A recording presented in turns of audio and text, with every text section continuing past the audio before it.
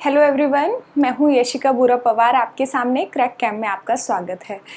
देखो, आज हम क्वांटम केमिस्ट्री के क्वेश्चंस को सॉल्व करने वाले हैं। अभी तक हमने इसके टॉपिक्स को कवर कर लिया है कि इंट्रोडक्शन हमने क्वांटम केमिस्ट्री की पढ़ चुके हैं। उसके बाद हमने पूरा का पूरा ऑपरेटर अलजेब्रा कवर किया था, जहाँ पर हमने हर्मिटिसिटी के बारे में पढ़ा था, हर्मिशियन ऑपरेटर, कम्यूटेटर ऑपरेटर जो बहुत इंपॉर्टेंट था, उससे रिलेटेड हमने क्वेश्चंस को भी कवर किया था। साथ में आपका नॉर्मलाइजेशन वेव फंक्शन है, नॉर्मलाइजेशन प्रॉपर्टी है, ऑर्थोगोनल प्रॉपर्टी आपके पास है, प्रोबेबिलिटी कैसे हम निकालते हैं, ये सारे के सारे टॉपिक्स हम कवर कर चुके हैं। अब इन जो टॉपिक से रिलेटेड आपके CSIR नेट के अंदर, गेट के अंदर और टाइफर के अंदर जो क्वेश्चन पूछे गए हैं, अब हम उनको डिस्कस करेंगे। कम से कम 20 क्वेश्चंस को, आराम से 20 क्वेश्चंस को हम यहाँ पर सॉल्व करेंगे, 1 बाय 1 डेली के 2-2 क्वेश्चंस को हम यहाँ पर सॉल्व करेंगे। उसके बाद अगले टॉपिक पे बढ़ेंगे। इसी के साथ इससे नेक्स्ट जो हमारी वीडियो आने वाली है, उसमें मैं आपको एक टेबल बताऊंगी। वो टेबल बहुत इंपॉर्टेंट है और वहां से डायरेक्टली आप से बहुत सारे क्वेश्चंस पूछे गए हैं।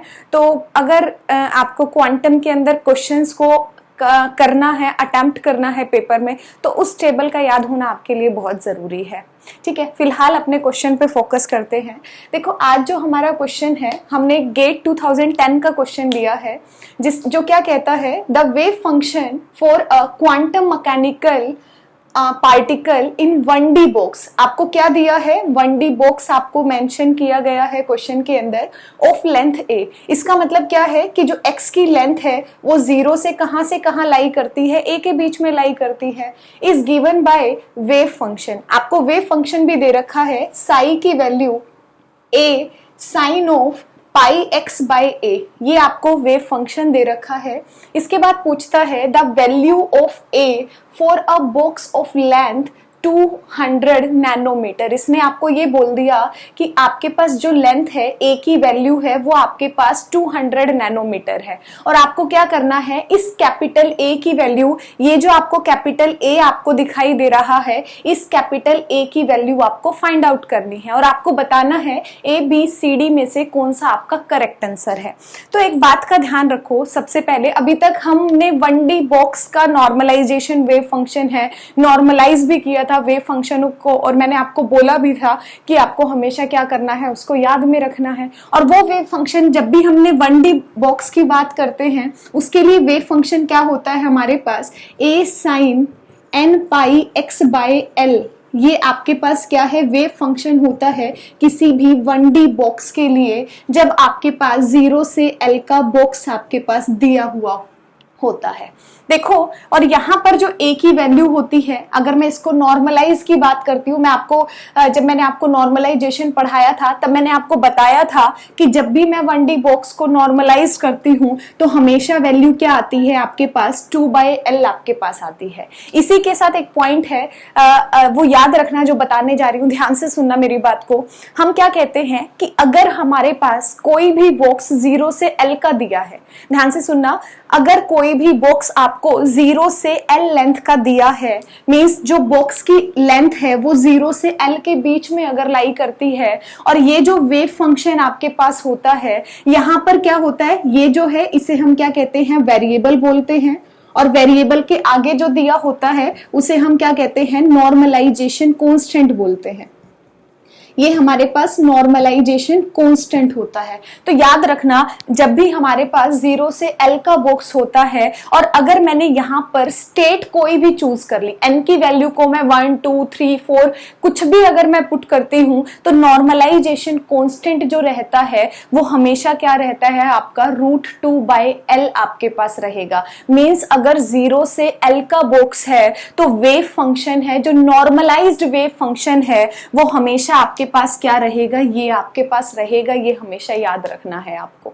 अब बात पर आते हैं, हमें क्या करना था, ये फंक्शन हमारा क्वेश्चन के अंदर गिवन है, जबकि हमें पता है नॉर्मलाइज्ड वेव फंक्शन हमारे पास क्या होता है, psi equal to √2/L psi n pi x by l हमारे पास होता है। हमें सिंपल क्या करना था, दोनों को कंपेयर करना है। ध्यान से देखो कैसे कंपेयर करेंगे।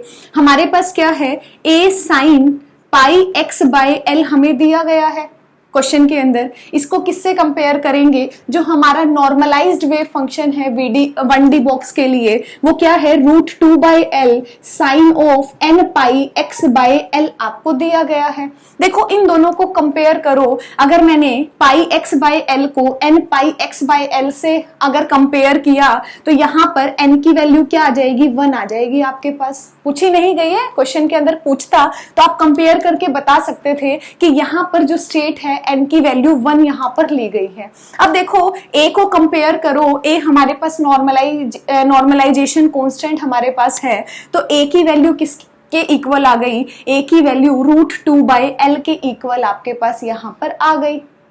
क्लियर है। अब देखो ये जो आपके पास लेंथ है इसको हमने a से भी रिप्रेजेंट कर सकते हैं, मैंने यहाँ पर a से रिप्रेजेंट किया है, और यहाँ पर क्या है, L से रिप्रेजेंट किया है। कोई दिक्कत नहीं है क्योंकि लेंथ आपके पास कितनी है, 200 नैनोमीटर है। सिर्फ आपको क्या करना था, दोनों को कंपेयर करना था और इस यहाँ से a की वैल्यू को फाइंड आउट करना था।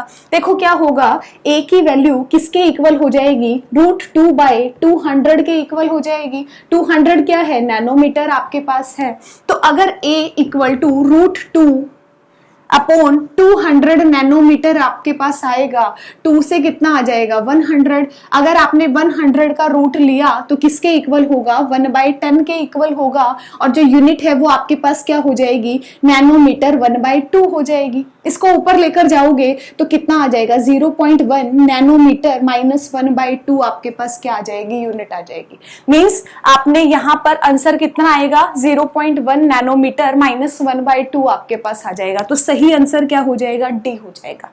ध्यान से सुनो, एक बार कंक्लूड कर रही हूं क्वेश्चन को। हमने क्या बात की है कि कोई भी 1D बॉक्स आपके पास है जिसकी लेंथ 0 से L है, वहां पर आपके पास नॉर्मलाइज्ड वेव फंक्शन चाहे n की वैल्यू कुछ भी दे रखी हो आपको, हमेशा क्या रहेगा, नॉर्मलाइजेशन कांस्टेंट आपके पास √2/L होता है। ये बात आपको हमेशा पता होनी चाहिए। हमने क्या किया, सिर्फ जो आपके पास वेव फंक्शन दे रखा था उसको नॉर्मलाइज, जो स्टैंडर्ड नॉर्मलाइज्ड वेव फंक्शन हमारे पास 1D बॉक्स के लिए होता है, सिर्फ दोनों को कंपेयर किया है। a की वैल्यू आपके पास √2/a कहो या √2/L आपके पास आ जाती है। लेंथ आपको क्वेश्चन के अंदर दे रखी थी, सिर्फ कंपेयर करके हमने क्या निकाला है, a की वैल्यू निकाली है। a आपके पास क्या है, नॉर्मलाइजेशन कांस्टेंट आपसे पूछा गया था, तो नॉर्मलाइजेशन कांस्टेंट की सही वैल्यू आपके पास क्या आ गई है, d आपके पास आ गई है।